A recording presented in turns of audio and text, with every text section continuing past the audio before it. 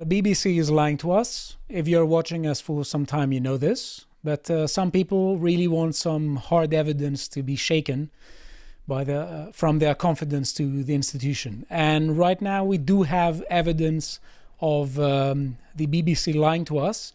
We have evidence of the fabrication of a video of Trump speaking to his supporters, which was purposefully altered by the BBC Panorama program and was re-aired a few days before the previous US elections, which tries to make Trump, which makes Trump appear as if he was inciting the Capitol riot hill, whereas in fact he didn't say anything of the sort.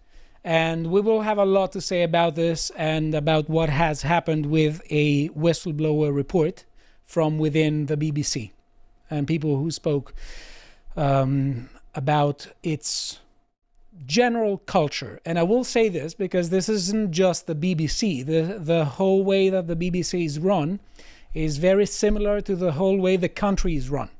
I think that many people are not saying it, but if we see what is implied in all the discourse about this scandal, we will see that essentially they are showing how Labour governs the country and how, to a very large extent, the Tories governed the country for many years before Labour got elected. But the point is that the BBC doesn't care about truth, as is evident. They care about marketing for their own cause. And even in that respect, they were wrong. Because number one rule in marketing is don't overpromise and underdeliver. And they did just that. Let us see the promise that they made. Disinformation. You think you're winning. There's no climate change. The more you try to drown out reality, the harder we'll work to verify the facts. We'll be watching. We'll be ready. Because it's the pursuit of truth that gives us our calling. The fight for truth is on. Right. So it's very persuasive. That was the promise. And we are going to talk about the under-delivery. Right. So let us see what happened here. I'm going to give you a very quick summary and then show you this. So in the BBC, there was someone who was an independent advisor to the BBC's editorial standards and guidelines committee, Michael Prescott. And he was a member of that committee for 3 years. And he wasn't happy at all with the way things were run in the BBC. And when he saw the clip I'm about to show you, he was a bit perplexed, and he asked for a further investigation from people within the BBC to file that report. And what he found was basically confirming everyone who says that the BBC is lying. And also there's the other bit that the kind of whistleblower problem that they seem to have within the institution shows a very poor culture, a culture of distrust and generalized dissatisfaction with the direction of the organization. Carl, I see you want to... Well, I can't believe that an organization that makes its bones online to people would have a culture of distrust in it. But what a shock. Don't you agree that they really care about the truth? I've been told that by people who lie a lot. Right. So let us see here what they portrayed as Trump as saying and what Trump actually said.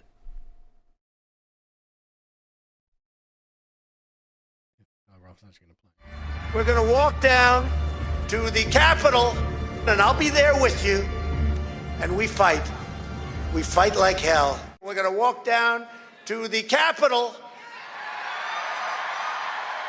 and we're going to cheer on our brave senators and congressmen and women. Right, so you do see the difference. Oh, yeah. And there has been an investigation into it. Here we have Reigns talking about this, and he's saying that the bit that they took was 54 minutes after the first sentence. So there are two sentences in the fabricated video. The second part is 54 minutes after the first sentence. They literally stitched together two completely unrelated things. Yes, let us listen to the Associated They Editor played by the Telegraph. following clip. We're going to walk down to the Capitol, and I'll be there with you. And we fight. We fight like hell. But Trump didn't, in fact, say this at all. The BBC spliced together two clips that took place 54 minutes apart. So let's go through it again. So, it's what I showed you before. But this is definitely fabrication, and also I don't see how this can't be seen as foreign intervention, because you have a major broadcasting network that is purposefully trying to lie in order to create the image of Trump as being worse than having said something that he didn't say. And the thing is, if Trump had incited an insurrection, you'd have heard the clip all the time. Yeah, like, you'd be very familiar with it because they'd play it non-stop. But the fact that they say it but never back it up shows you that there's nothing there. Right, and here we have, again, Gordon Rayner talking on GB News about it, and basically he summarizes and he says that the report was written by Michael Prescott. He was a member of that committee for 3 years. BBC managers refused to do anything about it. Senior management was told, and then they refused to do anything about it as well. So he's talking about a generalized cultural failure within the BBC.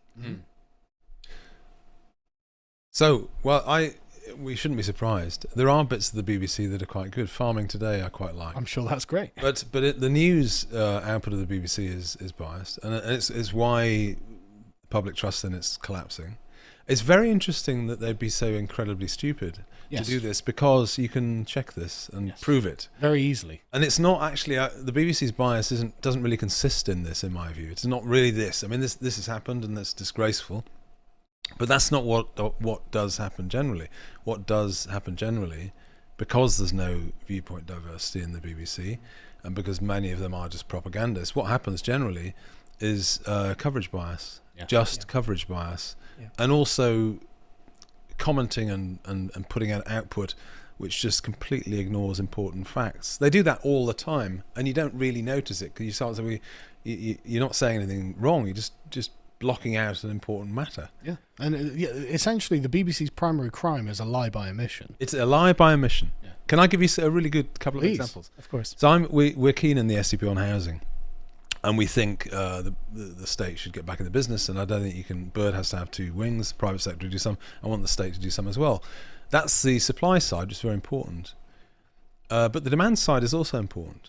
And the key driver to housing demand in the UK is mass immigration. That is on the figures. Vast majority, 80% of it, the new housing need is just that. And how you can have migration rates above 1 million gross and not think that it affects the housing market is lunacy. And yet, the BBC did a 2-hour special on housing 2 years ago, talking about the housing product and the housing crisis and various tensions. They mentioned, because I timed it, because I was writing a piece about it, they mentioned immigration for 43 seconds. Yeah. It's like... In the height of the Boris wave. In the whole thing, yeah. When the Boris wave was happening, it was like, no, there's nothing to see here. And it's like what are you thinking of? There are two components, demand and supply. Yeah. Demand, no, nothing, no. And actually, it's not just the BBC, because Shelter won't talk about it either. Of course they can't. So they blame other things as the principal challenges for London's housing crisis and so on.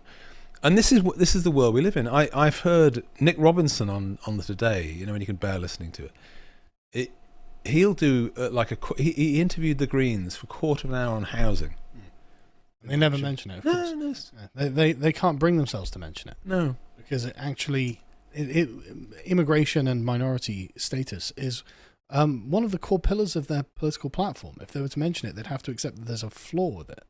It's cretinous, not even journalism. Yeah. It's not even journalism. It's disgraceful. There are loads of other examples. One great example is, do you remember Panodrama?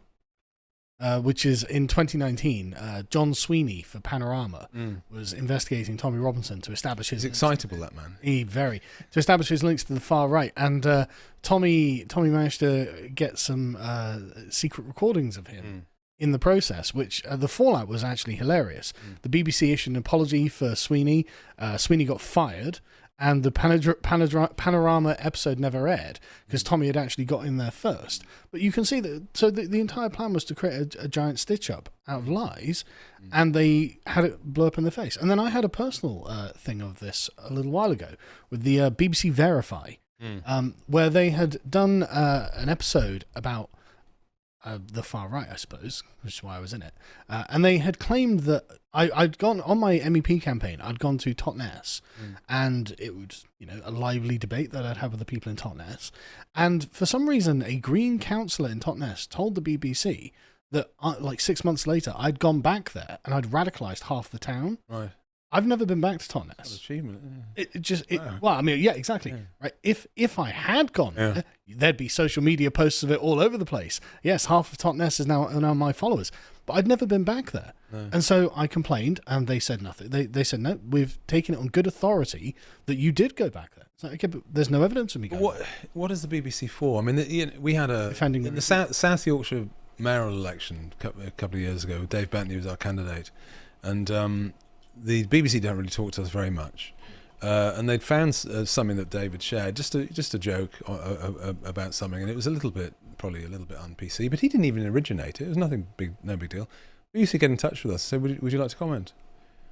And what they wanted me to do as a party leader was say, oh, it's terrible, it's really awful. Collapse. They said, it's terrible. No, I said, listen, we've put out detailed policies and green papers on industrialisation in South Yorkshire. You've never asked me about them once. Come back when you want to talk about serious journalism. Get lost, basically.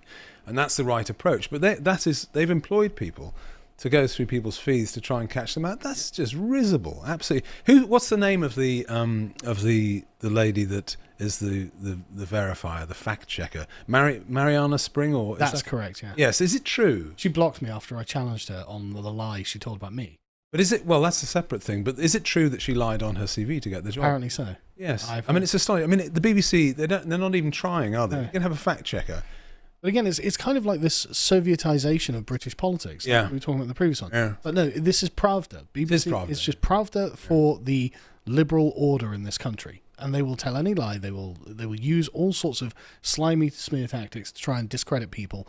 And they have never. They don't show any remorse. What does Robin Aitken's book? What's the book called? The Noble Liar. That's what he calls it. Yeah, I've got it. He's an ex-BBC. Yeah, but it's the Noble Liar. They think they're doing God's work.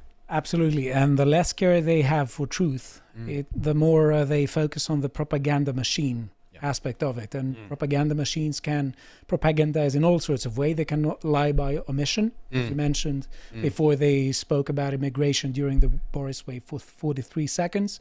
They could also lie. They could just fabricate. Or they could just completely fabricate and divert people's attention from what's happening in order to purposefully portray their enemies as basically demons. And there's a big question now whether Trump is going to be litigious and whether he's going to sue them. He has done historically so Trump has been litigious. Yes, and also I am of the firm opinion that his opposition to mainstream media is an integral part of his image, I think. And they're saying here that this happened with CBS.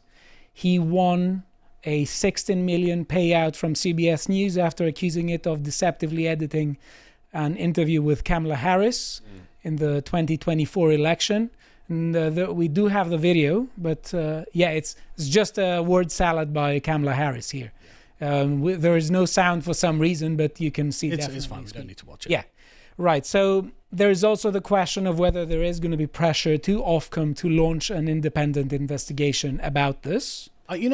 Sorry to bring it back to the incident that I had. I appealed to Ofcom on this thing, and they basically sided with the BBC and said, well, no, a credible source has said you did go back there. And I was like, okay, well, tell me the date on which I'm alleged to have gone back there, because I'm such a public personality. I doubtless can account for every minute of my day on that date. I would have been posting things on social media all day that would have been able to verify my location, but they had no interest. And basically, I would have had to have made a legal case out of it. And it wasn't really that big a deal, It's like, what am I going to say? If anything, if I'd gone to a court, they'd be like, well, it makes you sound powerful and important, doesn't it? Yes, incredible propaganda. So exactly. So I couldn't say the whole town. I couldn't say it hurt my reputation, because actually it made me sound amazing. Yeah. But it just wasn't true. Yeah. And so I just let it drop. But Ofcom just said, no, well, the Green Party councillor has said this, so we don't care. Right, and Michael Prescott isn't the only person who speaks against this. And we have here media executive Danny Cohen slamming the BBC for structural bias. And he's basically saying that what Prescott is describing is a systemic failure. We're not talking about one mistake. We're talking about a series of mistakes. We're talking about a culture that determines what lies are going to be said and what lies are going to be told, what is not going to be discussed at all. And also we see, regularly speaking, on the BBC panels, an attempt to completely divert attention from things that many people find interesting. Like, for instance, I was watching Matthew Goodwin a few weeks ago. Yes. He mentioned the grooming gangs, and everyone started, making noises there. So, no, you shouldn't mention them. You shouldn't mention them, or whatever. It's just... The chair interjected at that point. You watched the bit. I watched it twice. Yeah. No, Matt he's batting quite strongly there, and they just don't want that. I don't know what they do about Question Time. I mean, no one watches it now.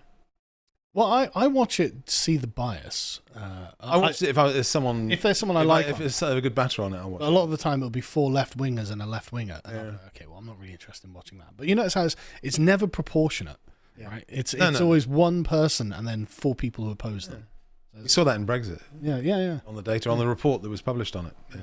And these 4 people are almost certain. It's almost certain that they don't represent the majority of the people. Right. And he also says about the general failure of government, which also has had problems that are evident in BBC Arabic. Mm-hmm. And BBC Arabic is very neutral. It's not exactly. And we have here Gordon Rayner again talking about leaked dossier, says Corporation Arabic Service boosted terror groups' claims and minimized Israeli suffering. He also said that it was very worrying that it was described as good as Al Jazeera. So, yeah. Not very flattering. That wasn't very flattering, but the people there found it flattering. Yeah. And basically says here that it's entirely partisan, and all sorts of, as they say here, allegations made against Israel were raised to air without adequate checks. The memo says, suggesting either carelessness or a desire always to believe the worst about Israel. And generally speaking, that's so self-evident. Wow. Yeah, and they were also platforming people who were basically enthusiasts of the mid-century German Austrian painter. Yeah, one man who said here... Sorry, can they get Nick Fuentes on BBC Arabic, is what you're saying? Most probably they'll call him anyway. Yeah. Right, and basically they were saying, things you'd expect people of this ilk to say. And dehumanizing rhetoric against Jews, who appeared hundreds of times in a period of 18 months. But I want to say just one thing to remind people of this. This generalized failure isn't just failure after October 7th. We also have all these extremely bad accusations about the culture of BBC and the kind of front and minimization that they were running for some people who are definitely among Britain's worst. Yep, that's happened. Yep. Pretty uncontroversial to say, actually, at this point. Yes. And that's why I had this video. I wanted to address the issue of these panels who are completely non-balanced, and they are just designed to make people angry. What was particularly interesting about this one is the way that Fiona Bruce became a commentator on the panel, rather than an impartial host. Yes. She was very, no, Matt, and it's like he's answering the question. She was, completely on his case. Yeah. And there is a further agenda. We know this, but let's repeat this. BBC bosses were dismissive and defensive when Oxford and Cambridge professors accused the corporation of rewriting history to promote a woke agenda, a leaked internal memo says, which is absolutely not surprising to us, but it shows that basically they're entirely in it for propaganda, and they're the exact opposite of what they have promised themselves to be, which is independent fact checkers. And people are not stupid, because BBC viewership is in steady decline. Oh yeah. Still many more people are watching the BBC than they should, but there is still noticeable decline. I mean, that's pretty crazy, actually. Yeah. I mean, a lot of that is going to have gone online, but still, that's a huge drop. Yep. And that's only in the last 10 years as well. But what I wanted to say is that I think that the way that the BBC is run shows us the way that the country is run. Yes. There may be people in institutions who are good and are very unhappy with the way things are going, and the sort of sectarianism and temporary alliances with this or that group at the expense of the common good, but they are ignored in the same way that the BBC senior management ignored people. It's the way it's policed. The sad thing about all of this is just another institution that people used to have trust in.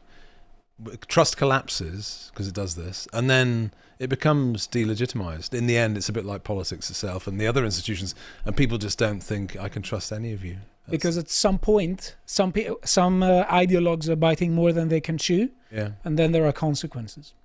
And it's when we're talking about a propaganda machine that is so rotten, it's difficult to hide it. Well, they couldn't find a single person in the BBC newsroom who voted for Brexit on Brexit night. They struggled, or admitted to it. There will have been. There will have been. If you would like to watch the full uncut version that is also uncensored, head on over to lotuseaters.com to find out more.